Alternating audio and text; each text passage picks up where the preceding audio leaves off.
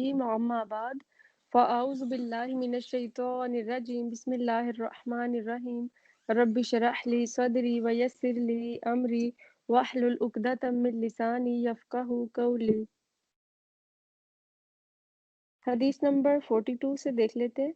आन इमरान यौमइज़िन क़ाल क़ाल रसूलुल्लाहि सल्लल्लाहु अलैहि वसल्लम अल हयाउ खैरु कुल्लुहु रवाहु मुस्लिम किताबुल ईमान। सैयदना इमरान रज़ी अल्लाह ताला अन्हो ने एक दिन रवायत की कि रसूलुल्लाह सल्लल्लाहु अलैहि वसल्लम ने फरमाया, हया सारी की सारी खैर है। यानी जिसके अंदर हया होगी उसके अपने हक में भी सब कुछ अच्छा होगा और वो दूसरों के लिए भी अच्छाई ही का बायस बनेगा। दूसरों से उसको कोई तकलीफ ना पहुंचेगी और खुद अपने आप को क्योंकि वो बाहया बनाएगा और अल्लाह से हया करेगा। अल्लाह से हया करने का मतलब भी होता है कि हर दम इस चीज़ का एहसास होना कि अल्लाह ताला मुझे देख रहा है। तो जब इंसान के अंदर इस चीज़ का शऊर आ जाए कि अल्लाह ताला हर हर टाइम मुझे वॉच कर रहे हैं, तो फिर वो गुनाह करने के लिए राज़ी नहीं हो सकता। फिर उसको कोई जगह मिल ही नहीं सकती कि जहाँ जाकर वो अपने रब की नाफ़रमानी करे। तो इसलिए कहा गया, नबी सल्लल्लाहु अलैहि वसल्लम ने फरमाया कि हया सारी की सारी खैर है, यानी भलाइयों का दरवाज़ा खोल देती है। एक हसलत अगर हम उसको अपने अखलाक में शामिल कर लें, हम अपने अंदर हया ले आएँ। तो लास्ट टाइम हमने पढ़ा था कि हम हया को कैसे अपने अंदर पैदा कर सकते हैं, इसको कैसे अपना सकते हैं। तो उसके लिए हमें बाहया लोगों की कंपनी को जॉइन करना होगा, ऐसे लोगों की मजलिस में बैठना होगा कि जो बाहया हों। तो फिर इंशाल्लाह ऑटोमेटिकली हम भी उनके एटिकेट्स और तरीकों और मैनर्स को अडॉप्ट करने लगेंगे और हम में भी हया आ जाएगी। हया सारी की सारी खैर है, यानी हया का ताल्लुक अल्लाह ताला की मार्फत से है। जितना किसी के दिल में अल्लाह की मार्फत का एहसास होगा, इतनी ही दिल में हया भी होगी। जब इंसान अल्लाह की नेमतें महसूस करने लगे, उसको रब की मार्फत हासिल हो जाती है। इंसान अल्लाह की अज़मत को पा ले तो इसको अपनी कोताहियाँ नज़र आना शुरू हो जाती हैं। अपनी गफलतें उसको और ज़्यादा नज़र आना शुरू हो जाती हैं और अल्लाह की इताअत में कमी का एहसास एक तरह से हया का दूसरा नाम है। हया वो कुव्वत है कि जो इंसान के अंदर रुकावट खड़ी कर देती है गुनाह करने से, और जो इंसान गुनाहों को छोड़ दे वही असल में बाहया इंसान कहलाता है। हज़रत ईसा को अल्लाह ताला ने वही की और उसमें फरमाया कि खुद को समझाओ फिर अगर समझ जाओ तो लोगों को समझाओ, और अगर खुद को खुद नहीं समझा सकते तो अल्लाह से हया करो। यानी अगर कोई इंसान खुद को ही नहीं समझा सकता, अपने आप को ही कंट्रोल नहीं कर सकता, तो फिर उसको अल्लाह से हया करनी चाहिए। उसके दिल में ये एहसास पैदा करने की ज़रूरत है कि अल्लाह ताला मुझे देख रहा है, वो सुन रहा है, वो समीउन अलीम है। और रवायात से पता चलता है कि बदबख्त है वो इंसान कि जिसके अंदर हया की कमी हो। 5 चीज़ें बदबख्ती की अलामत है। एक वो कि जिसका दिल सख्त हो जाए, और दिल की सख्ती के बारे में हम सूरतुल बकरा में भी पढ़ चुके हैं कि कुछ दिल तो इतने ज़्यादा सख्त हो जाते हैं कि पत्थर से भी ज़्यादा सख्त। और जब और दूसरी बदबख्ती की क्या अलामत है कि आँख से आँसू ना बहना।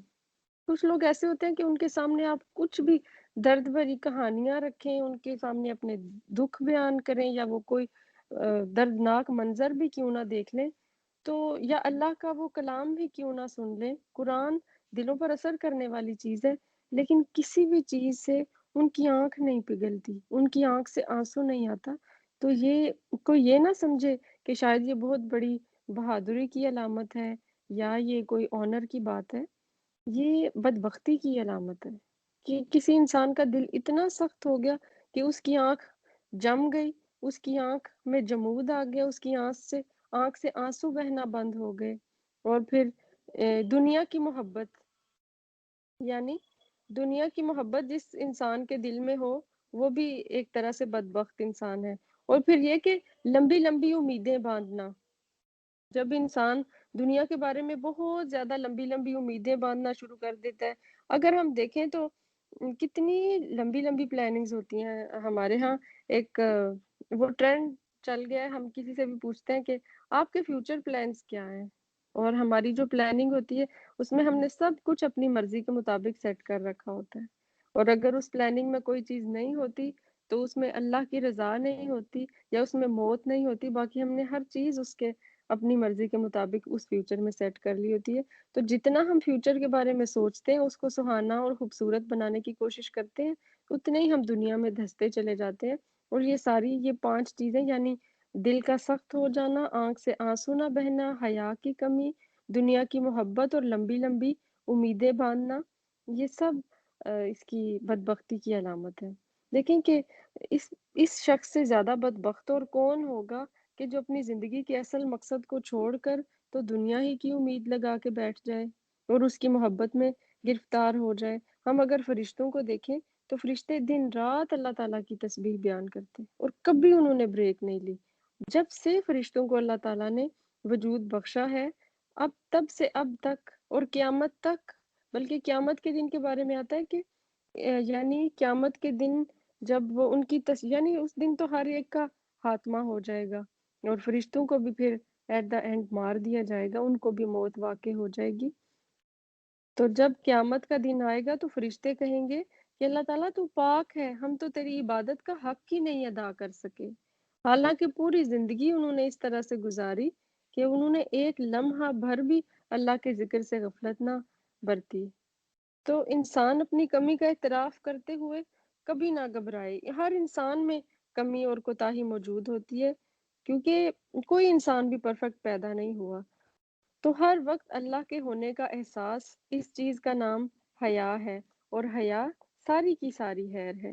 یعنی جتنی بھی چیزیں جس کو ہم خیر کہتے ہیں، اکٹھا کر لیا جائے، اچھا اخلاق، اچھی عادات اور اچھے طور اتوار، سب کچھ حیا سے ہمیں مل جاتے ہیں۔ تو کیا نبی صلی اللہ علیہ وآلہ وسلم نے فرمایا کہ حیا ساری کی ساری خیر ہے۔ حدیث نمبر 43 ہے، عن انس قال قال رسول اللہ صلی اللہ علیہ وسلم ما كان الفحش في شيء الا شانه وما كان الحياء في شيء الا زانه، رواہ الترمذی کتاب البر والصلہ۔ سیدنا انس رضی اللہ تعالیٰ عنہ سے روایت ہے کہ رسول اللہ صلی اللہ علیہ وآلہ وسلم نے فرمایا، جس چیز میں بھی بے حیائی ہوتی ہے وہ اسے عیب دار بنا دیتی ہے، اور حیا جس چیز میں بھی ہو اسے زینت عطا کر دیتی ہے۔ لیکن ہمیں لگتا ہے کہ شاید ہم جب زیادہ موڈسٹ بن جائیں گے تو ہم شاید اولڈ فیشن ہو جائیں گے، پھر ہم کسی کو پسند نہیں آئیں گے، ہم کسی کو اچھے نہیں لگیں گے۔ لیکن نبی صلی اللہ علیہ وآلہ وسلم کیا فرما رہے ہیں کہ جس چیز میں بھی حیا ہوتی ہے وہ جس چیز میں بھی بے حیائی ہوتی ہے وہ اسے عیب دار کر دیتی ہے۔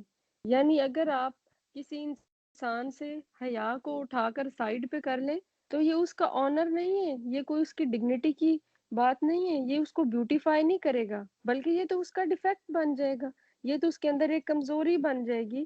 تو جس چیز میں بھی بے حیائی ہوتی ہے وہ اسے عیب دار بنا دیتی ہے، اور حیا جس چیز میں بھی ہو اسے زینت عطا کر دیتی ہے۔ اگر کسی نے اپنے اخلاق کو سنوارنا ہے، اپنی زندگی کو سنوارنا ہے اور لوگوں کے ساتھ اپنی ڈیلنگز کو، اپنے تعلقات کو فیئر بنانا ہے تو اس کو حیا اپنانی ہوگی۔ آپ دیکھیں کہ کوئی ایسی چیز ہو جو حیا کے منافی ہو تو کیا وہ خوبصورت لگتی ہے؟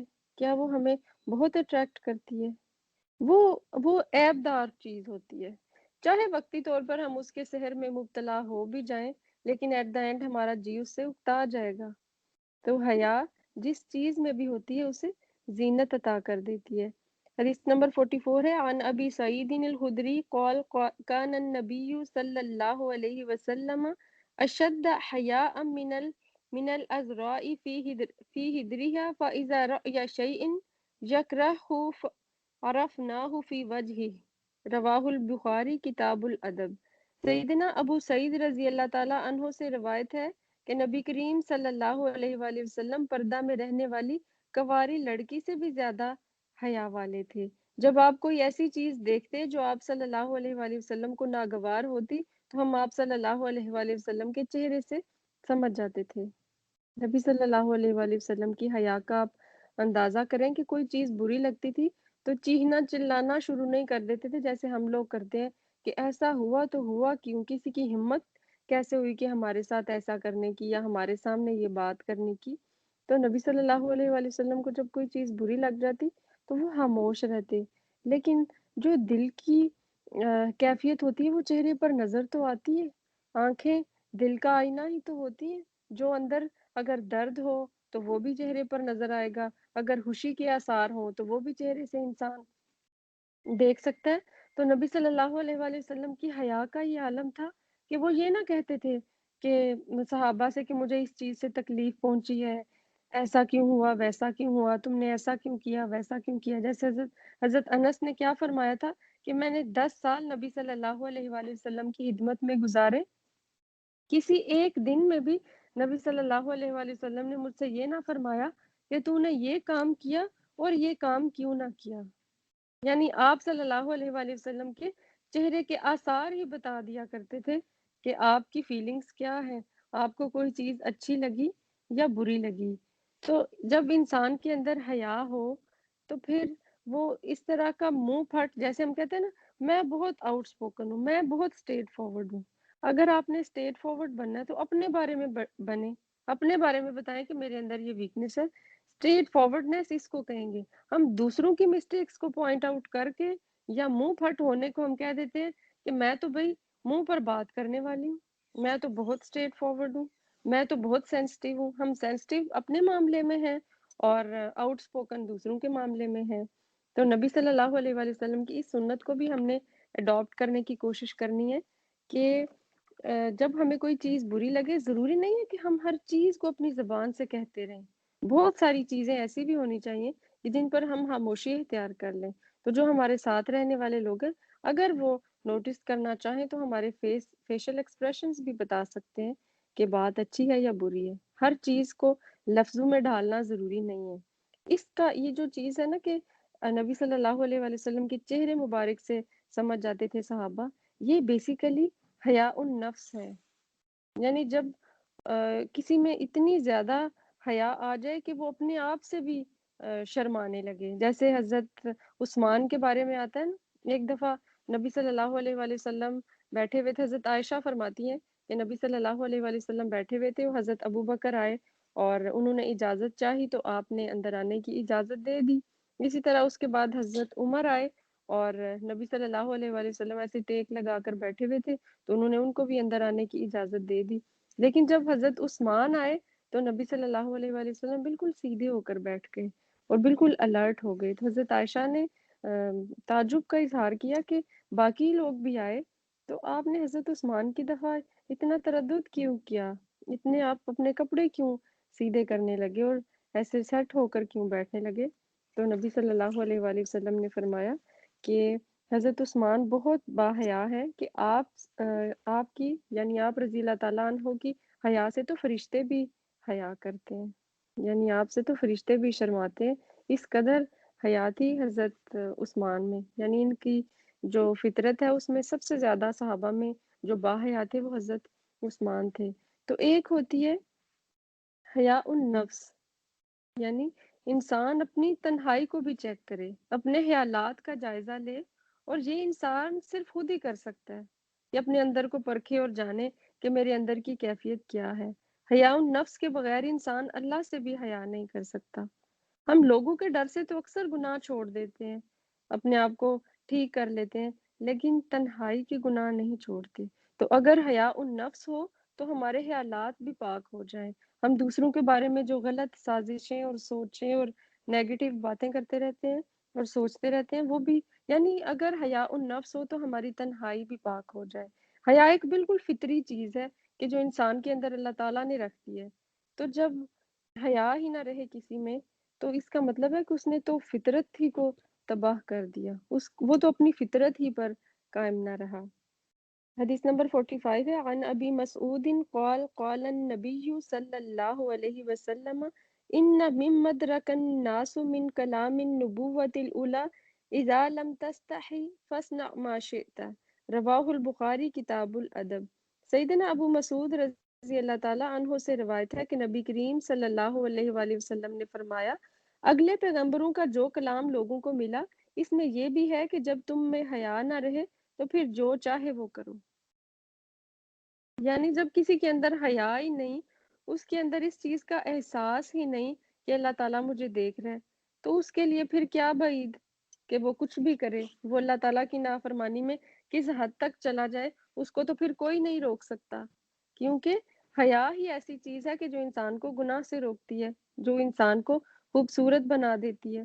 تو اگر تجھ میں حیا نہ رہے تو جو جی چاہے کر، یعنی پھر گناہ کرنا انسان کے لیے بہت آسان ہو جاتا ہے۔ ابھی تک ہم نے جتنی بھی ڈیفینیشنز اور جتنی چیزیں حیا کے بارے میں پڑھی ہیں، اگر اس کو ہم ایک لائن میں بیان کریں تو مجھے لگتا ہے وہ یہ ہوگی کہ حیا اللہ تعالیٰ کے ہونے کے احساس کا نام ہے۔